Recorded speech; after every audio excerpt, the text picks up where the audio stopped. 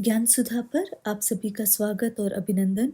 ज्ञान सुधा पर हम सतत प्रतियोगी परीक्षाओं और विश्वविद्यालयी परीक्षाओं से संबंधित महत्वपूर्ण सामग्री साझा करने का प्रयास कर रहे हैं और इसी क्रम में हम सहायक आचार्य हिंदी नेट सेट जो राष्ट्रीय पात्रता और राज्य स्तर पर पात्रता परीक्षाएं हैं असिस्टेंट प्रोफेसर हिंदी के लिए, उनके विषयों का अध्ययन कर रहे हैं। साथ ही ये विषय स्नातक और स्नातकोत्तर परीक्षाओं का भी विषय है।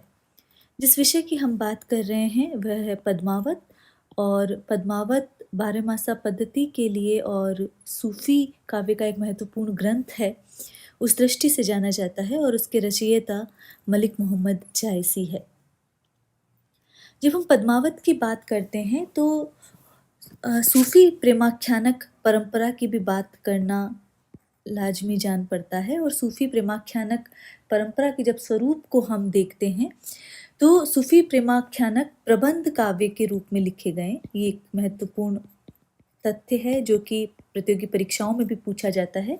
प्रबंध काव्य के रूप में लिखे गए हैं और इनमें इतिहास और कल्पना का समावेश करने की चेष्टा की गई है।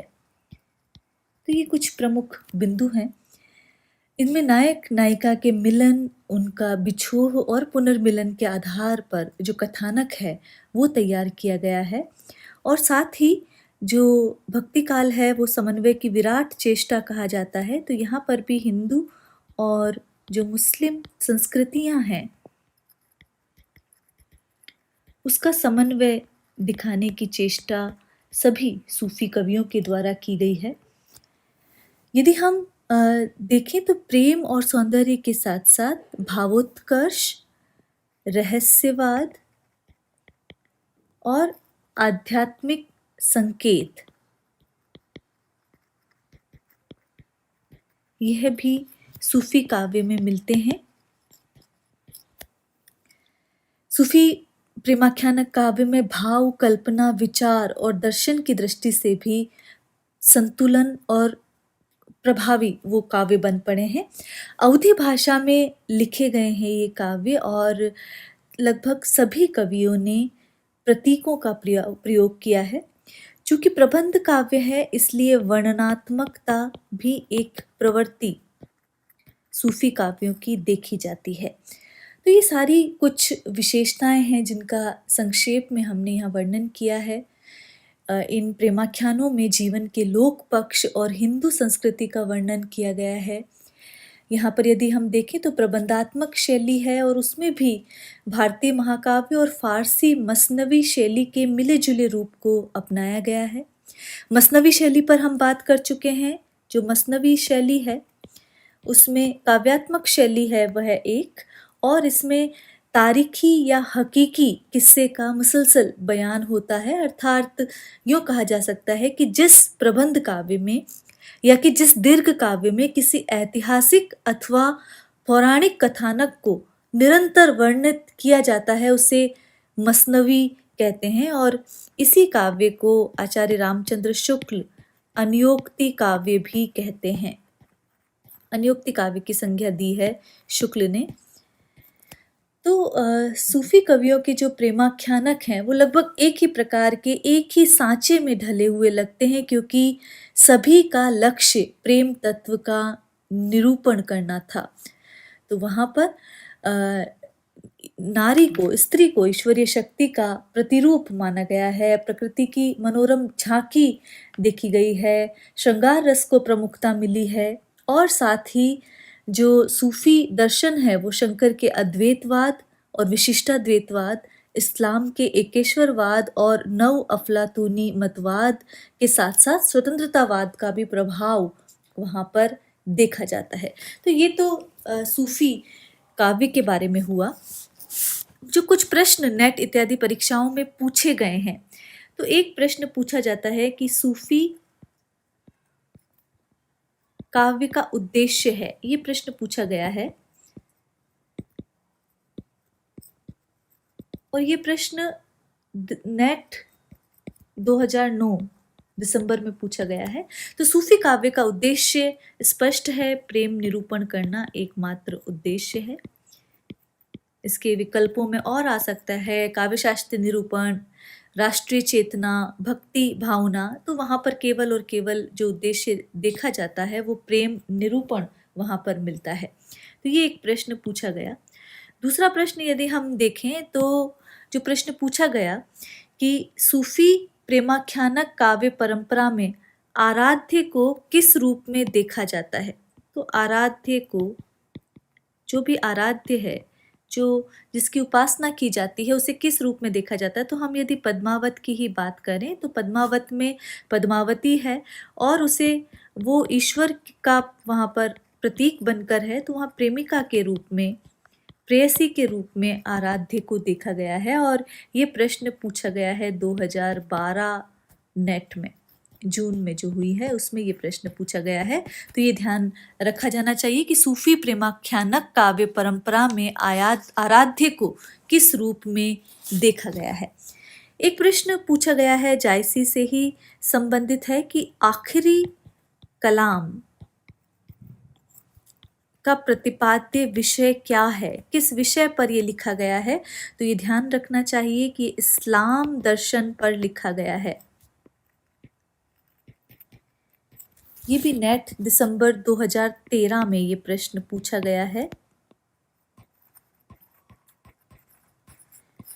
तो आखिरी कलाम का प्रतिपाद्य जो है, विषय जो है, वो इस्लाम दर्शन है।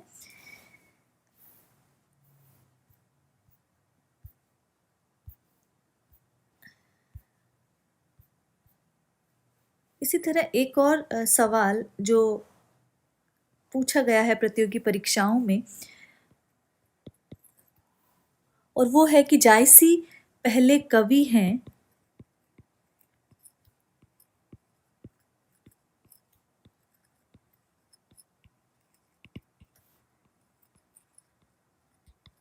सूफी बाद में। तो ये किसका कथन है। तो ये ध्यान रखा जाना चाहिए कि विजय देव नारायण शाही का कथन है। ये प्रश्न पूछा गया है कि जायसी पहले कवि हैं और सूफी बाद में, ये किसका कथन है।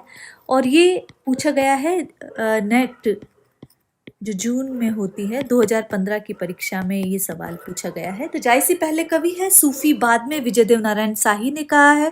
आखिरी कलाम के बारे में बात की, वो इस्लाम दर्शन पर आधारित रचना है। जो सूफी काव्य लिखे गए वो अवधी भाषा में, सूफी काव्य का उद्देश्य प्रेम निरूपण है। और सूफी प्रेमाख्यानक काव्य परंपरा में आराध्य को प्रेमिका के रूप में देखा गया है। तो ये कुछ प्रश्नों की बात हमने की। हम लगभग 7 पदों का अध्ययन हम कर चुके हैं। आगे जो पाठ्यक्रम में समावेशित है 8वां पद, हम उस पर बात करते हैं। और जैसा कि हम जो स्नातक और स्नातकोत्तर वर्ष के विद्यार्थी हैं वो इसका व्याख्या भी करते हैं, उनको व्याख्या करनी होती है। तो व्याख्या में ये ध्यान रखा जाए कि व्याख्या 10 अंकों की होती है और वो 3 भागों में विभाजित है। वहाँ पहले संदर्भ और प्रसंग लिखना होता है, पहला बिंदु, फिर व्याख्या और उसके बाद विशेष।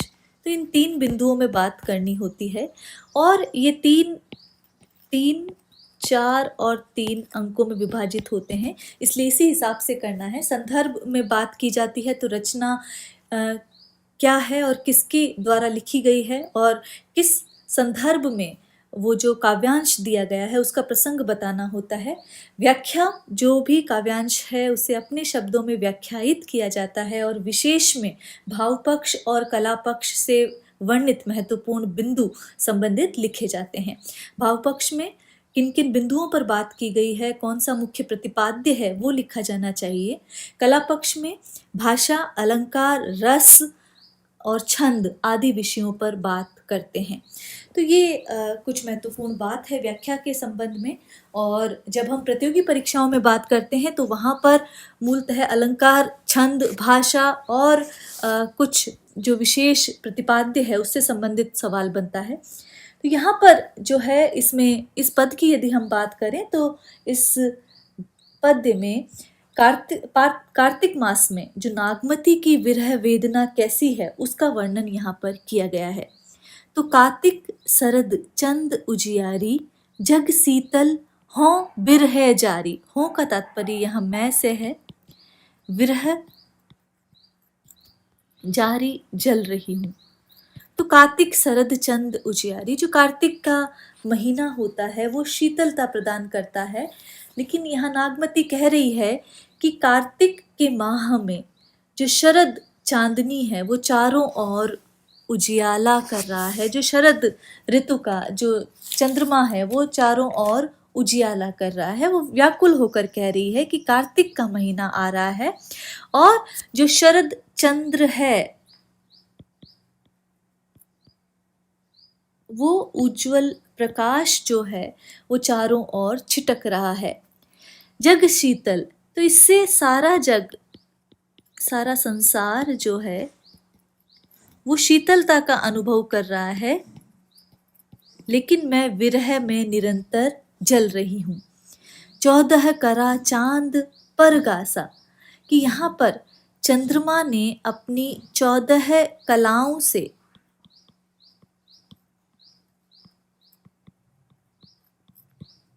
प्रकाश कर रखा है। अर्थात जो चंद्रमा है वो पूर्ण रूप से अपनी चांदनी को फैला रहा है। जनहु जरे जब धरती आकाशा, जनहु जरे सब धरती आकाशा, और उसे देखकर ऐसा लग रहा है कि मानो धरती से आकाश तक सब कुछ जो है वो जलता हुआ प्रतीत हो रहा है। तो आकाशा का अर्थ यहाँ आकाश से है कि मानो जो उज्जवल जो प्रकाश है, चांद का प्रकाश जो है, उससे ऐसा लगता है कि मानो धरती और आकाश सभी जल रहे हैं। तन मन सेज करे अगिदाहू, सब कहे चंद खहेहू मोहि राहू। तो यहाँ पर इस चांदनी रात में जो है शैया, शरीर और मन तीनों ही जल रहे हैं, अग्नि की भांति अग्नि से जल रहे हैं, ऐसा प्रतीत हो रहा है। सब स्त्रियां इसे चंद्रमा कहती हैं, इसे शीतल चंद्रमा कहती हैं, लेकिन ये मेरे लिए तो राहु सिद्ध हो रहा है, ये मुझे तो कष्ट देने वाला प्रतीत हो रहा है।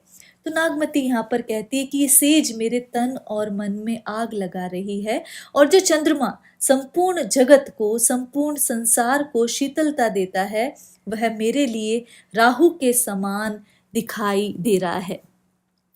चहुखंड लागे अंधियारा, जो घर नाही कंत पियारा, कि सारे संसार में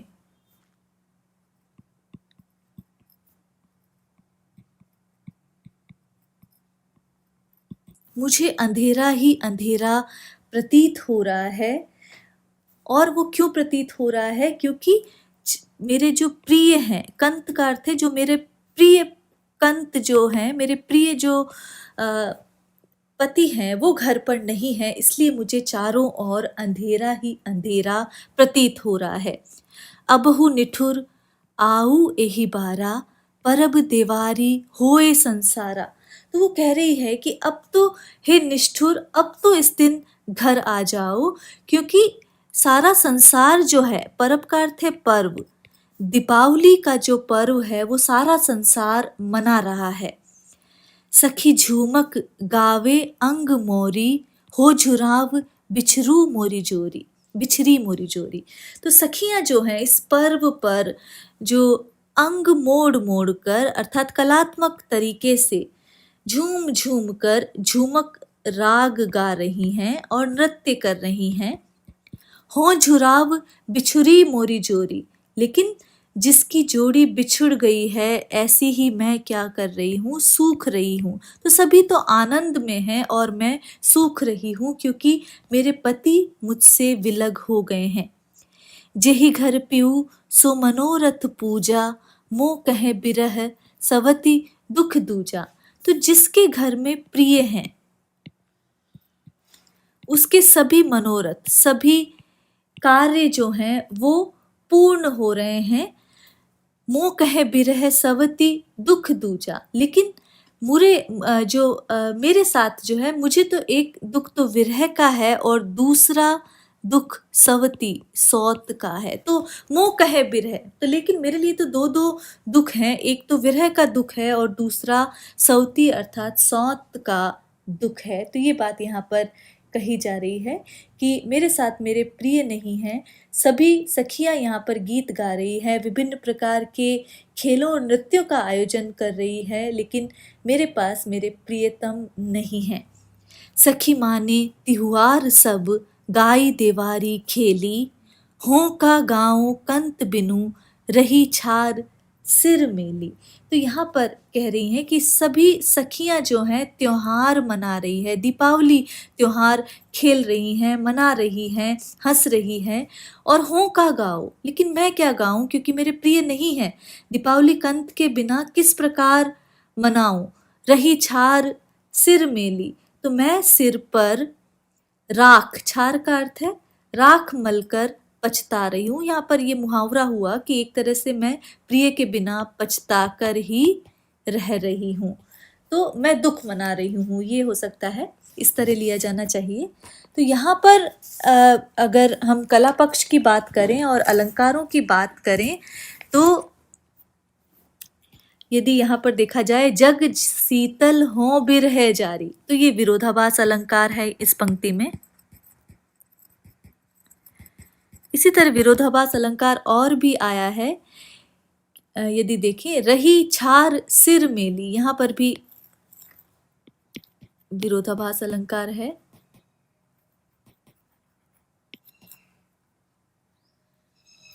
यहाँ पर जो विरह के जो भाव हैं उसमें उद्वेग नामक जो भाव है, जो विरह की मनोदशा है, उसका चित्रण यहाँ पर किया गया है, और संताप का चित्रण भी है, दोहा चौपाई छंद है, वियोग श्रृंगार का वर्णन है, और भाषा अवधि कही जाएगी। जैसा कि हम जानते हैं सूफी प्रेमाख्यानक काव्य जो है ठेठ अवधि भाषा में लिखे गए हैं। अगला जो पद है उसमें अगहन मास में जो नागमती की विरह वेदना का वर्णन यहाँ पर कवि कर रहे हैं, और अगहन मास में दिन छोटे होते हैं और रात्रि बड़ी होती है, उसका जिक्र यहाँ पर कवि कर रहे हैं कि अगहन दिवस घटा निसी बाटी, कि घटा का अर्थ है छोटे हो गए हैं। तो यहाँ पर जायसी कह रहे हैं कि अगहन का महीना आ गया है, दिन छोटे हो गए हैं और रात बड़ी होने लगी है। दुभर रैनी जाई किमि काढ़ी, और जब रात्रि बड़ी है तो वो विरहणियों के लिए असह्य है, दुखदाई है, और ये रात्रि जो काली रात्रि है इसे कैसे काटा जाए, ये बात यहाँ पर कही जा रही है। अब यही बिरह दिवस भा राती, झरो बिरह जस दीपक बाती, कि अब ये जो बिरह है वो दिवस हो या रात्रि हो, वो निरंतर ये दिवस ये जो विरह है वो मुझे सालता रहता है, मुझे परेशान करता रहता है। इस विरह में मैं जलती रहती हूँ। कैसे? जरो बिरह जस दीपक बाती, जैसे कि दीपक और बाती निरंतर जलते रहते हैं, दीपक में बत्ती जिस प्रकार जलती रहती है उसी तरह मैं विरह में दिन और रात जलती रहती हूँ। ये बात यहाँ पर कही जा रही है। कापे हिया जनावे सियु, तोपे जाई होई संग पीऊ। तो यहाँ पर इस मास में, इस महीने में जो शीत है वो भी अपना प्रभाव दिखाता है, और इसीलिए कहा है कि कांपे हिया जनावे सियु, कि जो मेरा हृदय है वो ठंड से कांपता रहता है। तो यहाँ पर ये बात ये कह रही है कि जब मास में जो शीत अपना प्रभाव दिखाता है तो मेरा हृदय जो वो है वो कांपने लगता है और सर्दी एक तरह से लगने लगती है। तो पे जाई होई संग पीऊ, और ये शीत और ये ठंड तभी जा सकती है जब संग पीऊ अर्थात स्वामी प्रिय जो हैं जब साथ हो। ये बात यहाँ पर नागमती के द्वारा कही जा रही है। घर घर चीर रचे सब काहू, मोर रूप रंग लेगा नाहू। तो घर में सभी ने, चीर का अर्थ यहाँ पर वस्त्र है, कि नए नए वस्त्र धारण किए हैं, लेकिन जो प्रिय ही नहीं है तो सारा रूप सौंदर्य और सारे जो सौंदर्य प्रसाधन है, सारे साज संगार हैं, वो प्रिय के साथ ही मेरे चले गए हैं, अर्थात मेरे लिए ऐसी कोई भी श्रृंगार की वस्तु नहीं रही है। पलटी ते बहुरा गाछो बिछोई, अबहु फिरे फिरे रंग सोई। तो ये है कि पलटी ते बहुरा गा जो बिछोई, कि वह जो निर्मोही है, वह जो निष्ठुर प्रिय है, वो मुझे छोड़कर चला गया है और फिर पलट कर भी उसने नहीं देखा है। अबहु फिरे फिरे रंग सोही, और अब भी यदि वो वापस आ जाए तो मेरा पहला जो रंग रूप है, मेरे पहला जो सौंदर्य है, वो मुझे वापस मिल जाए। वज्र अगीनी बिरहिन हिए जारा, सुलगी सुलगी दगधे हुई छारा। तो यहाँ पर ये कहा जा रहा है कि विरहिणी को जो आग शीतल लग रही है, क्योंकि विरह जो है उसका हृदय जला रहा है, इसलिए ये आग उसे कहीं ना कहीं शीतल लग रही है। सुलगी सुलगी दगदे हुई छारा, और सुलग सुलग कर जो शरीर है वो राख हो रहा है। यह दुख दगद न जाने कंतु, जोबन जन्म करे भस्मंतु। तो यहाँ पर वो कह रही है कि मेरा ये दुख, दाह, पीड़ा जो है, जो कंत है, पति जो है, वो नहीं जानते हैं, और वह मेरे यौवन को, यौवन रूपी जो जन्म है, उसका विनाश कर रहा है, उसका जला रहा है, उसको राख कर रहा है। ये बात यहाँ पर नागमती कह रही है कि हे मेरे पति परमेश्वर, क्या आप मेरी पीड़ा को नहीं समझते? मेरा शरीर तुम्हारे वियोग में जीर्ण शीर्ण भस्मांत एक तरह से हो गया है। आगे जो दोहा है उसमें ये कहा गया है, पीयूसो कहेहु संदेशड़ा, हे भोरा हे काग, सोधनी बिरह जरी मुई, तेही के धुआं हम लाग। तो यहाँ पर जो भौरे और काग को संबोधित करके संदेश भेजा जा रहा है, नागमती कह रही है कि हे भौरे, हे काग, हे कव्वे, तुम पति से जाकर पीयूसो, मेरा ये संदेश कहना कि सोधनी, कि तुम्हारी जो पत्नी है वो विरह में जलकर मर गई है, विरह में जलकर खाक हो गई है, जरी मुई अर्थात खाक हो गई है। तेई के धुआं हम लाग, और उसके जलने से जो धुआं निकला है वो हमें लग गया है, और उसी से हम काले हो गए हैं। तो यहाँ पर ये कहा जा रहा है कि तुम्हारी जो प्रिय पत्नी है वो विरह के वियोग में, अग्नि में, तुम्हारे वियोग में जलकर मर गई है, और उससे जो धुआं निकला है, उसके जलने से जो धुआं निकला है, उसी से हमारे शरीर काले हो गए हैं, हम काले नहीं थे। तो इस छंद में यदि हम देखें तो ऋतु वर्णन भी है और विरह का भी चित्रण यहाँ पर उद्दीपन के रूप में किया गया है। साथ ही यदि हम यहाँ पर देखें तो उपमा और काव्यलिंग अलंकारों का प्रयोग और अंत्यानुप्रास अलंकारों का प्रयोग और साथ ही पुनरुक्ति प्रकाश अलंकार का प्रयोग भी यहाँ देखा जा सकता है। तो हम जायसी के पद्मावत पर बात कर रहे हैं, और जायसी का पद्मावत इतिहास और कल्पना का सम्मिश्रण है और महत्वपूर्ण सूफी प्रेमाख्यानक काव्य है। इसके आगे के पदों पर हम सतत आगामी कक्षाओं में चर्चा करते रहेंगे। आज के लिए इतना ही। नमस्कार।